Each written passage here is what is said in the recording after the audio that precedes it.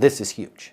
Okay? Nobody's ever talked about this until today, because I lay in bed at night thinking about this stuff, so you guys have to. And I want to talk about the power of replacing could with should. And this is not a, I'm good enough, I'm smart enough, and I'm God darn it, people like me, Stuart Smiley, like, motivational speech for you.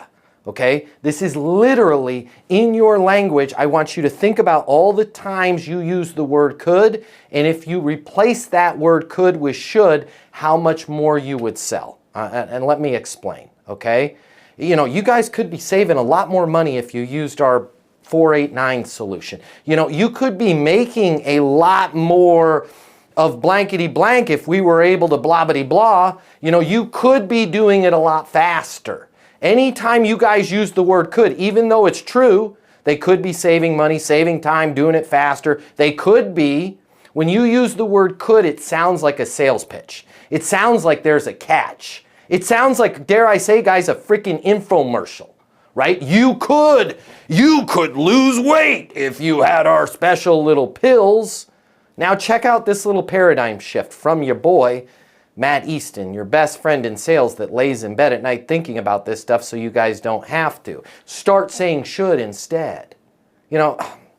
Based on everything you're telling me, you should be making more revenue on these deals, right? Based on everything I understand from what you're telling me, you should be able to produce the products a lot faster, right? Based on everything I just heard you say, your team should be more efficient. When you use the word should, it's now an expert's recommendation, right? It sounds like the truth, because it is. They should be making more money. They should be spending less on their advertising. They should be able to simultaneously have the office in operation while moving it to San Antonio, right? And here's the key word here, guys.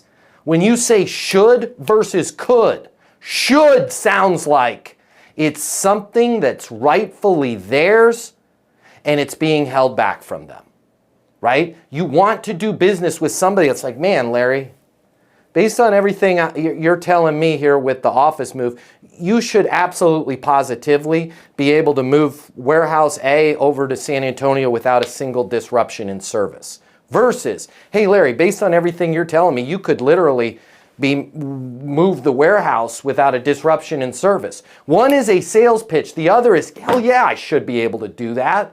Right? Let me work with you to get it done. When you finish watching this, I'm going to get you the closing mini masterclass totally free. It's normally $300. I'll pay for it. Click the link in my bio. I'll see you there. Guys, salespeople say could. Consultants, you, me, the Easton Army, we say should. Which one are you? Okay? Your word choice doesn't only just sell the deals, it positions who you are.